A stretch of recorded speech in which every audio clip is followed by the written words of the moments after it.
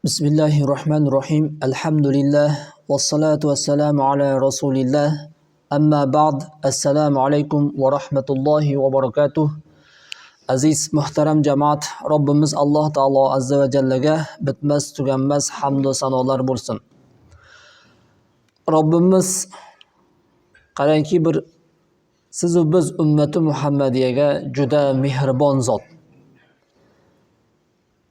Alloh taolo bu Ramazonni fazilatlari haqida yana bir ajoyib rivoyatni o'rganib o'tsak, Alloh taolo Musa alayhissalomga vahiy qilib aytadi. Man Muhammad sallallohu alayhi va sallamning ummatlariga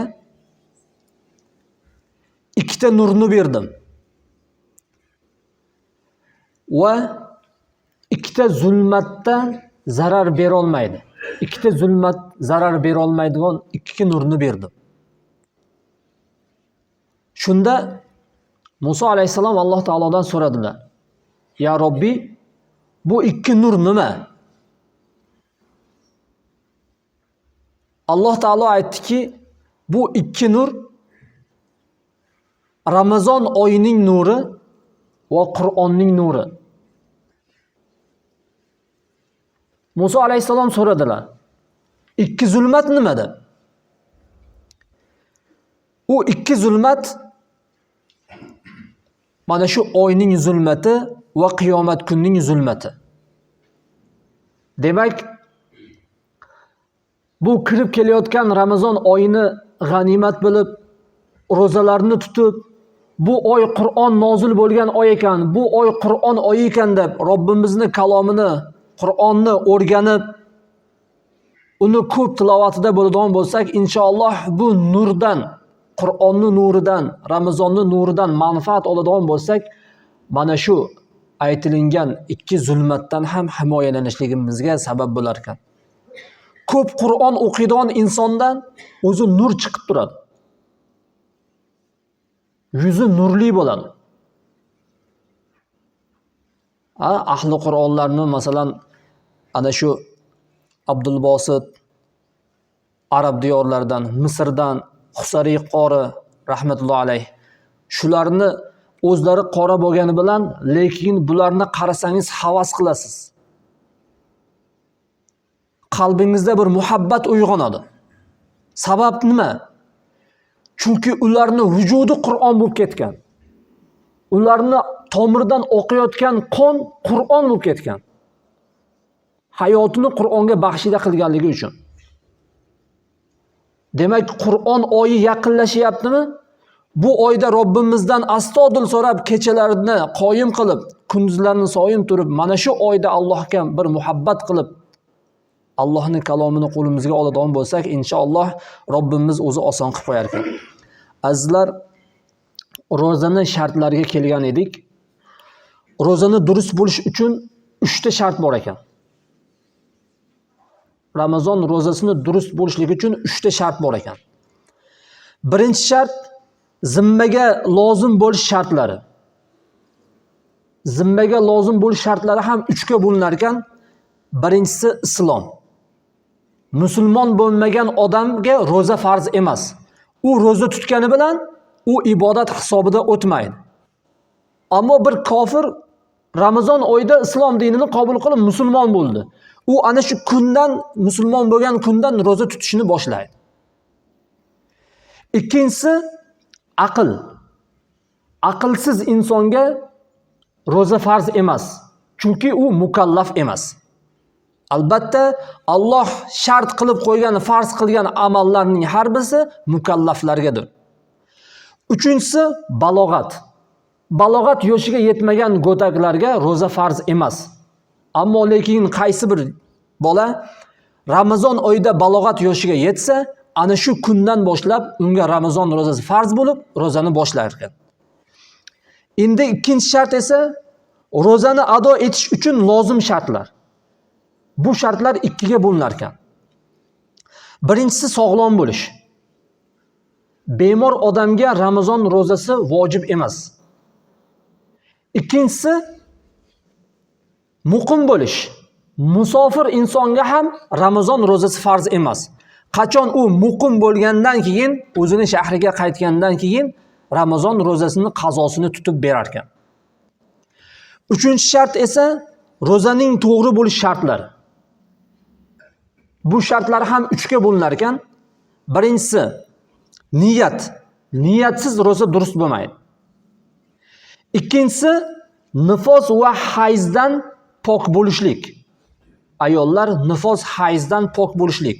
Nifos hayz holatda ro'za tutsa, ro'zasi ibodat hisobida o'tmaydi. Uchinchisi Ramazon ro'zasini ado etishlik. Ramazon ro'zasini adosi va qazosi shar'iy kunduzning yarmidan avval niyat qilishlik. Shar'iy kunduzi ana shu subhdan boshlab to kunni qiyomga kelgungacha shuni yarmida niyat qilib olishlik durust. Endi qilinishligi lozim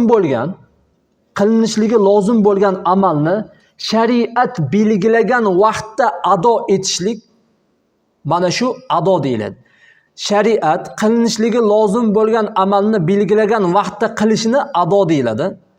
Shariat qilinishligi lozim bo'lgan amalni vaqtida ado qilinmagan narsani qazo deyiladi. Misol xuftan namozi 10 kam 8 da kirdi. Subhi esa 5:10 da desak, mana shu vaqtni ichida xuftan namozini ado etishlik vaqti hisoblanadi. Demak, mana shu vaqtda ado etolmadimi, endi qazosi lozim bo'ladi. Qazosini ado etadi. Ramazon ro'zasini vaqtida tutish farz. Agar uni vaqtida ado qilina olmasa, qazo qilinadi. Ramazon ro'zasini vaqtida tutishlikka farzlikka dalil Alloh taolo Baqara surasining 185-oyatda marhamat qilib aytadiki, Ramazon oyi unda odamlarga hidoyat hamda hidoyatul furqon dan iborat ochiq oydin hujjatlar bo'lib, Qur'on nozil qilingan. Sizlardan kim bu oyda hozir bo'lsa, Ramazon ro'zasini tutsin.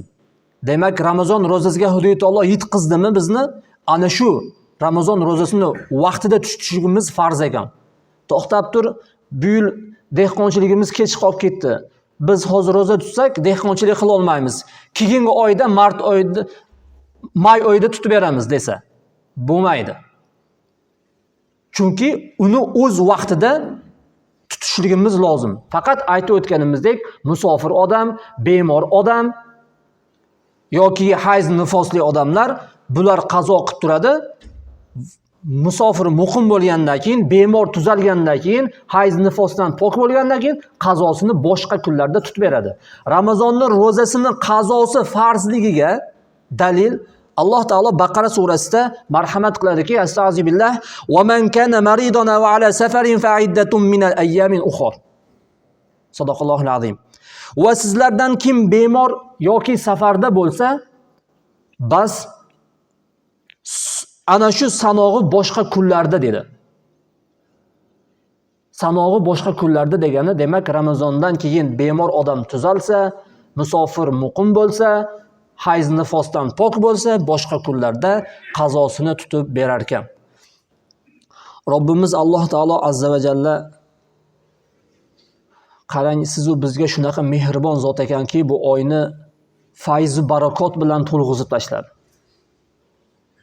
Har bir soati, sekundi, soniyasini g'animat bilib, mana shu Ramazon oyini go'zal, chiroyli o'tkazib oladigan bo'lsak, inshaalloh bu oyga berilgan va'dalardan olib chiqarkanmiz.